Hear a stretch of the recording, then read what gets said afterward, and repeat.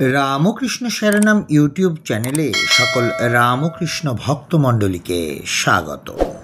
আজকের পাঠের বিষয় ঈশ্বরের প্রতি আসক্তি হচ্ছে অনাসক্তি।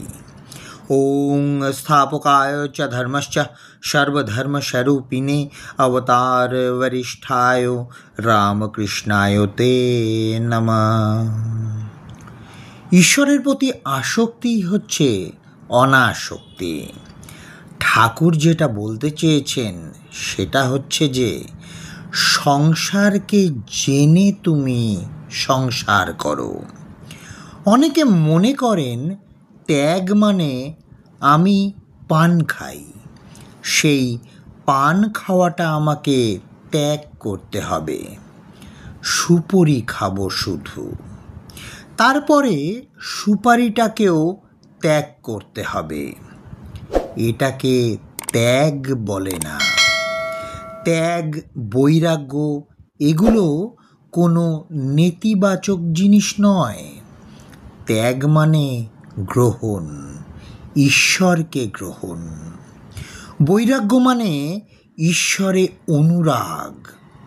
ঈশ্বরে অনুরাগ হলেই বিষয়ে বিরাগ আপনা আপনি এসে যাবে।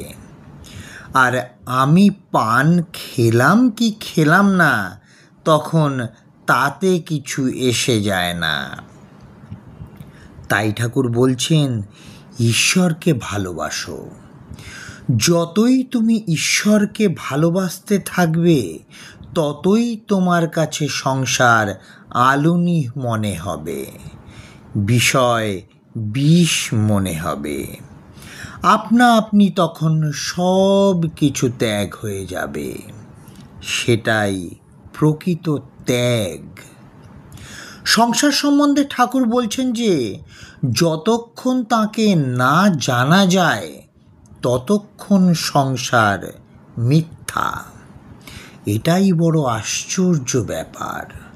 আমরা ঈশ্বরের দিকে মন দিতে চাই না, কিন্তু এটা বুঝি না যে ঈশ্বরের দিকে মন দিই না বলেই সংসার আমাদের এত দুঃখ দেয়।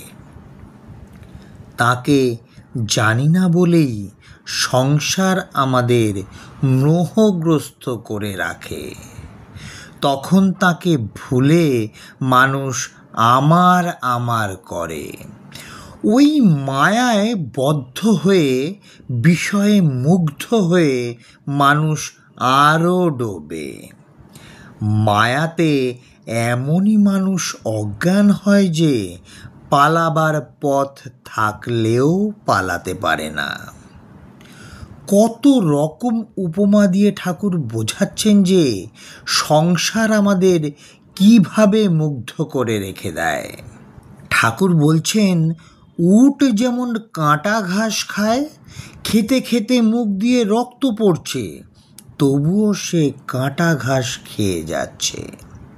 সংসার এরকম কষ্ট দেয়, ব্যথা দেয়, তবুও আবার সেই সংসারের প্রতি মানুষের কত আকর্ষণ। আবার খুব নিষ্করুণ ভাষায় বলছেন সংসারটা কীরকম জানো? মেছুনির মেয়ে, মাছের গন্ধ তার খুব ভালো লাগে। একদিন সে কোথায় গেছে বেড়াতে, সেখানে গিয়ে যেখানে সে শুয়েছে তার কাছেই ফুলের বাগান। সুন্দর ফুলের গন্ধ আসছে, কিন্তু তার ঘুম আসছে না। ফুলের গন্ধে তার কষ্ট হচ্ছে, সে উঠে পড়ল। বাড়ির লোককে বলে তার মাছের ঝুড়িটা আনালো। তারপর সেই ঝুড়িতে জল ছিটিয়ে দিল, আর অমনি ভুরভুর করে মাছের গন্ধ বেরোতে লাগলো। তখন সে আরামে ঘুমিয়ে পড়ল। আঘাত দিয়ে কথা বলছেন ঠাকুর। সংসারের স্বরূপটা আমাদের চিনিয়ে দিচ্ছেন। ঠাকুর বলছেন সংসারের আকর্ষণ এই রকম।